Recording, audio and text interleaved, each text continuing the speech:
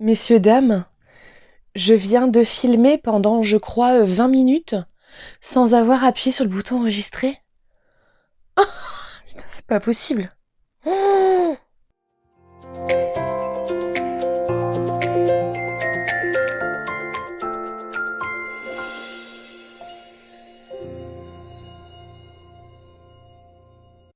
Coucou tout le monde, j'espère que vous allez bien. J'espère que cette fois-ci ça filme parce que c'est pas possible, je vais pas recommencer. Bon, on recommence depuis le début. Ça va vous? Moi ça va. Oui, voilà, vous n'avez rien loupé, hein. Je recommence de toute façon, donc voilà. Juste, je vais essayer d'être plus concentrée que tout à l'heure parce que j'ai vu un moustique et ça m'a perturbée en plein résumé d'un bouquin. Donc voilà.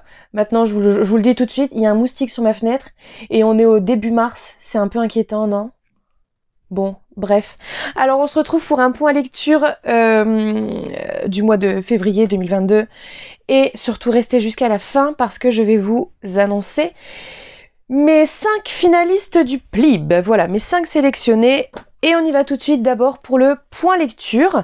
Alors je vais commencer par un livre qui est hors PLIB parce que en février j'ai essayé de lire un maximum de PLIB pour sélectionner, même si en fait au final j'avais déjà mes 5 sélectionnés, donc j'en avais 6 en fait, j'en ai enlevé un. Je vous en parle après. Et on y va tout de suite pour Mort sur le Nil d'Agatha Christie chez Le Livre de Poche. Voilà, donc en fait le film est sorti début février et en fait je voulais aller le voir au cinéma mais je voulais d'abord le lire. Donc si vous vous rappelez, j'ai acheté une fois sur Vinted un gros carton plein d'Agatha Christie, il en faisait partie, je les avais mis de côté, donc je l'ai lu pour pouvoir justement aller voir le film. Alors j'ai beaucoup aimé. On est sur une enquête là d'Hercule Poirot. Hercule Poirot est en vacances en croisière sur le Nil. Il se fait aborder par Mrs. Lynette Doyle, précédemment Lynette Ridgway, quand elle était demoiselle, qui lui dit qu'en fait elle vient de se marier avec Monsieur Simon Doyle et qu'elle est poursuivie par Jacqueline, j'ai oublié son nom, qui la menace en fait, voilà, donc elle se sent menacée, elle demande à Poirot de faire quelque chose. Poirot va voir Jacqueline et lui dit t'arrêtes, arrête de faire n'importe quoi. Et on apprend en fait que Jacqueline était précédemment fiancée à Simon et que Lynette lui a piqué en l'espace de quelques semaines. Voilà, et qu'ils se sont mariés et que là, voilà, ça y est, ils sont en lune de miel et tout va bien. Donc forcément, Jacqueline veut se venger. Poirot essaie de temporiser, voilà, mais un jour, Lynette est retrouvée morte assassinée dans son lit d'une balle dans la tête. Donc il va se lancer sur l'enquête et qui a pu tuer Lynette Doyle, qui peut lui en vouloir à part Jacqueline, sauf que Jacqueline était au moment du meurtre enfermée dans une cabine avec une infirmière et sous sédatif parce qu'elle avait fait une crise de folie, donc elle n'a potentiellement pas pu tuer Lynette, qui donc a pu la tuer. J'ai vu venir la fin, voilà, je savais qu'il y avait un petit tour de passe-passe, je dirais pas qui c'est parce que comme ça je vous invite à le lire, ça se lit très bien, hein, vous voyez c'est court, hein, ça se lit très bien, ou alors d'aller voir le film, ou de voir la version précédente, il y a une version sur Disney+, voilà. Donc n'hésitez pas à découvrir cette enquête d'Hercule Poirot, ça fait toujours plaisir de lire du Agatha Christie, c'est toujours très agréable à lire, même si c'est chelou de dire ça parce qu'en fait on est sur des meurtres quoi, voilà, non mais... Très bien. Ensuite, on passe à mes lectures du PLIB. J'ai essayé d'en lire un maximum, voilà, pour me faire un avis quand même sur les romans. En tout cas, j'ai pu lire les romans que je voulais lire et de toute façon, en fait, même à chaque fois que je lisais des choses, ça n'arrivait pas à détrôner en fait mes finalistes. Voilà. Alors, j'ai commencé le mois de février en terminant Une couronne d'os et d'épines. Voilà, dans le précédent point lecture, je vous l'avais présenté. Je vous avais même dit à cette occasion que j'allais interviewer Emily Norsken, donc l'auteurice de Une couronne d'os d'épines.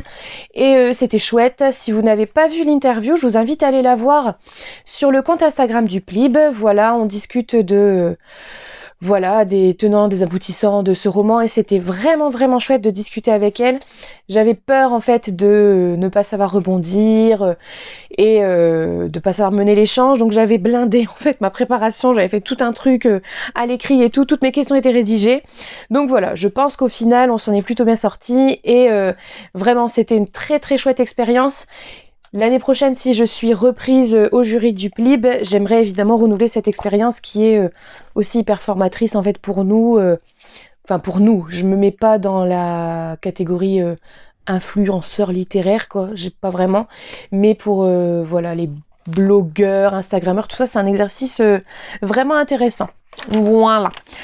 Alors, ensuite, on poursuit avec un roman que je n'ai pas trop aimé. Il s'agit de L'Arpenteuse de rêve d'Estelle Faye, que je vous mets là, aux éditions Rajo. Alors celui-là, je sais plus si j'ai acheté l'e-book ou si on l'a eu par l'éditeur, je ne sais plus. Je vais vous faire le résumé que j'en ai fait. Alors, Myri est une arpenteuse de rêve. Elle fait le serment de ne plus se servir de son don quand sa sœur meurt à cause de ce fameux don. Mais le mal des fantômes envahit Clarène et elle n'a d'autre choix que de voyager de nouveau dans les rêves. Alors, ça a l'air plutôt sympa, voilà. Je pensais même l'acheter en physique, etc. Et au final, j'ai bien fait de pas l'acheter, je suis désolée, voilà. Mais vraiment, voilà, j'ai pas trop aimé cette lecture. Alors, pendant 80-90% du roman, j'ai pas compris où était l'intrigue. Je ne comprenais pas quels étaient les objectifs du personnage principal. Où est-ce que ça allait? Je n'ai pas compris. Voilà. À la fin, on nous parle en fait de l'écologie parce qu'il y a de la pollution, etc. Et on nous présente ça, mais à la toute fin en fait, comme étant le gros point principal du roman.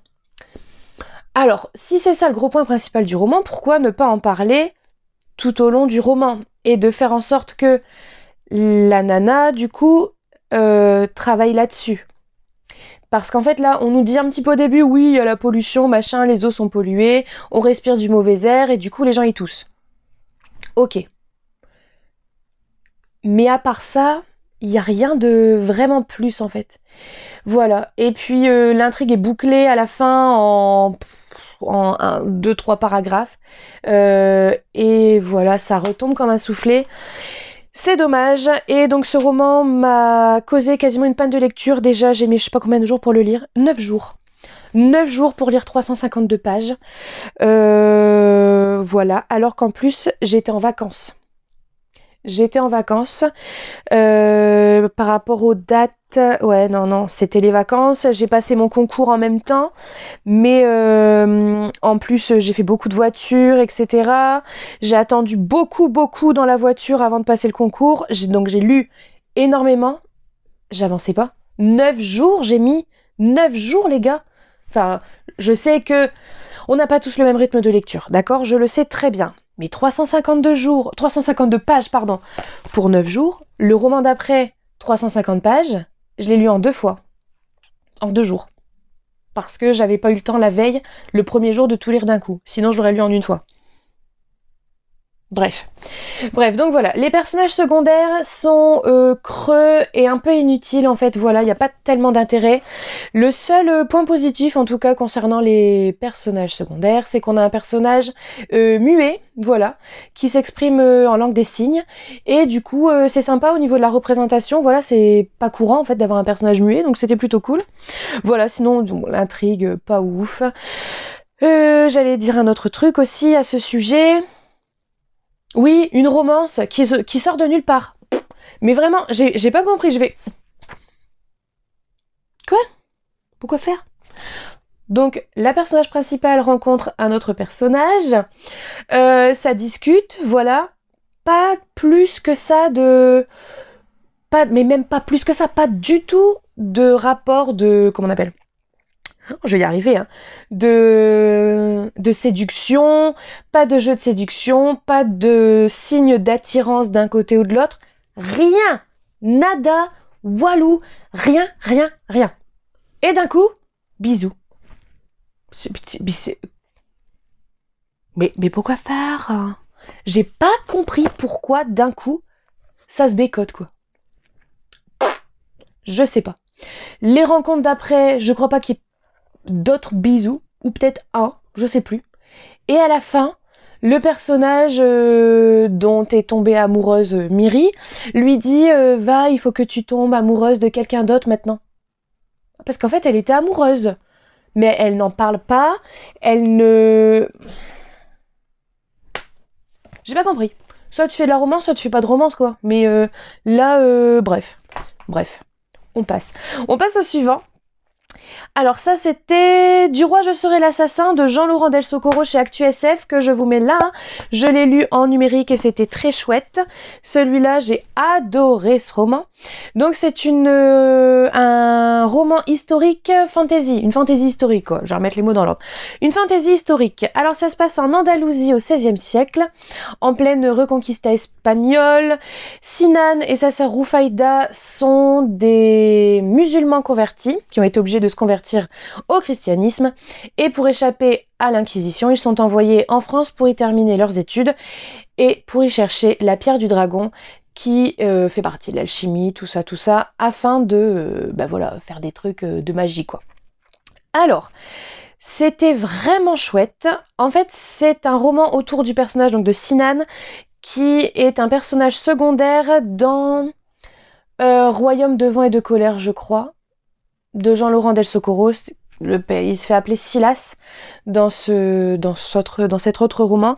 Et d'après l'interview de l'auteur que j'ai vu, les fans en fait du roman voulaient en savoir un petit peu plus sur donc Silas, qu'ils avaient beaucoup aimé. Donc l'auteur a écrit son histoire, donc 40 ans avant les événements de Royaume de vent et de colère. Et c'était cool. Je ne connais pas l'autre roman, mais j'ai vraiment envie de le lire, tout simplement parce que déjà j'ai adoré le style de l'auteur. Et en plus, je n'ai vraiment pas vu venir la fin, où vraiment je me suis dit non. Voilà, donc j'ai hâte de lire l'autre roman que je lirai peut-être un peu plus tard. Voilà, donc j'ai beaucoup aimé. Toujours d'après l'interview de l'auteur, il le présente comme étant un roman de personnage. Et en fait, voilà, on s'attache vraiment, on s'attarde sur ce personnage, sur sa vie avec un père cruel et violent. Et voilà. Alors, il ne fera pas partie de mes sélectionnés du PLIB, tout simplement parce que il n'y a pas assez, à mon sens, de fantasy. C'est pas assez ni fantasy, fantastique, science-fiction. Et voilà, il me semble que le PLIB récompense des romans de ce genre. Là, on a un petit peu de fantasy avec l'alchimie, mais pas tant que ça en fait. Donc, voilà. Mais j'ai adoré, vraiment j'ai adoré. On poursuit avec L'Enragé de Jennifer Tellier aux éditions 404 que je vous mets là. Celui-là, on l'a eu aussi en e-book par la maison d'édition. Alors, je vous avoue que celui-là, je ne l'ai pas encore terminé. Je l'ai commencé pourtant il y a un moment et j'arrive pas à finir. Voilà, j'arrive pas à finir, ça fait 2 semaines que j'ai commencé. C'est ça. En fait, c'est bien, c'est chouette, mais voilà, je vous dis après. D'abord, on fait le résumé. Alors, on est dans un royaume où le roi est en train de mourir et il n'a pas d'héritier, sauf que le mage du royaume annonce au roi que ses enfants, ses jumeaux qu'il croyait décédés, sont en fait encore en vie. Ils ont une 30aine d'années, et donc il envoie une délégation les chercher pour pouvoir mettre le fils sur le trône. Parce que voilà, quoi, c'est de père en fils comme d'hab, quoi. La délégation est composée de Corwen, un chevalier, tout ce qui est de plus chevalier, quoi. Donc Corwen, l'apprenti du mage, des soldats, et en fait, ils doivent aussi aller récupérer sur leur chemin Kern la Rouge, ou l'Enragé, qui est une sorte de mercenaire qui, en fait, au moment des combats, entre dans une transe meurtrière et tue tout sur son passage. D'où son surnom de Kern la Rouge ou l'Enragé. Voilà. Et ils partent tous en quête des jumeaux. Alors ça, en fait, c'est seulement la première partie du roman. Parce que le roman est en 4 parties, je crois. Ouais. Parce qu'une fois, en fait, les jumeaux retrouvés, s'ensuivent des quêtes, des guerres de territoire, etc., etc. Alors, cette première partie, j'ai beaucoup aimé, j'ai adoré. La deuxième partie aussi. Mais déjà dans la deuxième partie, en fait, il y a une romance qui prend beaucoup de place. Mais vraiment trop de place. Pour moi, je sais qu'il y en a qui adorent. Moi, j'aime beaucoup la romance, hein. J'adore ça. Je lis des romances de Noël, des romances d'été, des romances d'hiver, des romances de printemps, des romances historiques. Je lis beaucoup de romances. Mais là, c'est vraiment trop, quoi. C'est trop. Et du coup, j'arrive pas à avancer, en fait. Ça me freine dans ma lecture. Pourtant, le style est fluide. Donc, en fait, je pense que je vais mettre ce roman de côté pour lire autre chose. Je pense que j'ai besoin de passer un peu à autre chose et d'y revenir plus tard. Si le roman fait partie des 5 finalistes, je le terminerai, ou alors je le terminerai plus tard, mais je pense que pour l'instant je vais faire une pause. Voilà pour le point lecture, nous allons passer maintenant à la révélation de mes 5 finalistes. Roulement de tambour s'il vous plaît. Alors, il n'y a pas d'ordre de préférence dans ces finalistes, et du coup je vais avoir un petit peu de mal à sélectionner pour moi le gagnant, même si voilà, je pense que j'ai quand même une petite idée de mon gagnant, mais on verra. On verra. En tout cas, de mon gagnant, si ce roman est sélectionné dans les 5 finalistes, évidemment, hein. D'accord ? Alors, roulement de tambour, je vais commencer par, ici, je vais vous mettre 2 romans que j'ai lus en e-book. On va commencer par Encens de Johanna Marine chez Snag, je crois. Alors, pourquoi est-ce que j'ai sélectionné Encens ? Alors, tout simplement pour l'originalité d'avoir une enquête se passant au début du XXe siècle, à la Nouvelle-Orléans, avec beaucoup de musique, et autour d'un fait divers ayant réellement existé, Le tueur à la hache. Voilà, j'ai beaucoup aimé ce roman, donc voilà pourquoi il est dans mes finalistes. Ensuite, deuxième roman, D'or et d'oreiller de Flore Vesco, chez l'École des loisirs. En fait, vous allez voir, il y a peu de suspense, hein. Vous connaissez déjà mes finalistes, en fait. Pourquoi j'ai sélectionné D'or et d'oreiller ? C'est une réécriture de conte. J'adore les contes et les réécritures de contes. En plus, sur un conte peu réécrit, La princesse au petit pois. Une romance très très saine. Un éveil à la sexualité et à la sensualité autour du plaisir féminin, etc. Tout ça dans un roman jeunesse. C'est assez peu courant et c'est très bien fait tout en douceur. Une histoire de magie, une histoire de château ensorcelé. Parfait. Ensuite, on passe au livre papier. Fleur d'Oco de Laetitia Danaé chez Snag aussi. Fleur d'Oco donc de Laetitia Danaé. Pourquoi j'ai pris celui-là ? Parce que c'est une fantaisie d'inspiration africaine. C'est pas très courant et c'est bien. J'adore Laetitia Danaé. Le style est très fluide. J'ai hâte de lire la suite aussi. Et puis voilà, on a différentes magies. J'ai hâte de les explorer et franchement, c'était très bien. Je le recommande. Ensuite, toujours en livre papier, peu de suspense. Une couronne d'os et d'épines d'Emily Norsken chez Les Trois Nornes. Voilà que j'ai sélectionné parce que c'était une histoire très très super. Voilà, c'était une histoire super avec des congrégations. Une congrégation, une sororité, voilà, de femmes fortes, la caste des corbeaux, qui malgré leur appartenance au sang sombre, voilà, est très très forte. Une histoire aussi d'amitié très forte entre le personnage principal et son ombre, donc qui est son gardien. Une romance assez saine aussi. Voilà, des personnages sains, voilà, bienveillants, safe. Voilà, très bien. Et on termine avec Prospère virgule point et la phrase sans fin de Laure d'Argelot chez Rivka. Pourquoi est-ce que j'ai sélectionné Prospère virgule point ? Est-ce qu'il y a besoin de le dire ? Oui, peut-être. Alors déjà, pour l'originalité de l'intrigue, c'est hyper original cette intrigue où en fait les personnages sont à l'intérieur du texte. Pour aussi ce lien entre les illustrations et le texte qui se répondent vraiment, je montre toujours le même exemple, mais voilà, je le remontre au cas où vous n'avez pas vu les précédentes. Donc là, en fait, le texte raconte qu'ils sont en train d'escalader un mur pour passer par la fenêtre et sont littéralement en train d'escalader le texte. Il y a plein de petits passages comme ça et voilà quoi, le fait ils sont dans le texte et ils entretiennent le texte de l'intérieur, etc. Non, c'était vachement chouette. J'ai vu que beaucoup de jurés en fait l'avaient sélectionné. J'espère qu'il va passer dans les 5 derniers. S'il passe dans les 5 finalistes, je pense que ce sera mon finaliste. Voilà. Et même en fait, si mes 5 finalistes à moi, ce sont les 5 finalistes pour tout le monde, je pense que ce sera celui-là mon dernier. On verra, en tout cas, on ne sait pas encore, on verra bien. On aura les résultats des votes le 26 mars. Voilà, ce sera en live, je pense, sur l'Instagram du PLIB. Voilà, il y a un événement à Paris qui se fait au 15 bis. Et voilà, on va avoir l'annonce des 5 sélectionnés, des 5 finalistes, et j'ai trop hâte de voir un petit peu où est-ce que ça en est. Voilà. Eh bien, messieurs, dames, c'est tout pour aujourd'hui.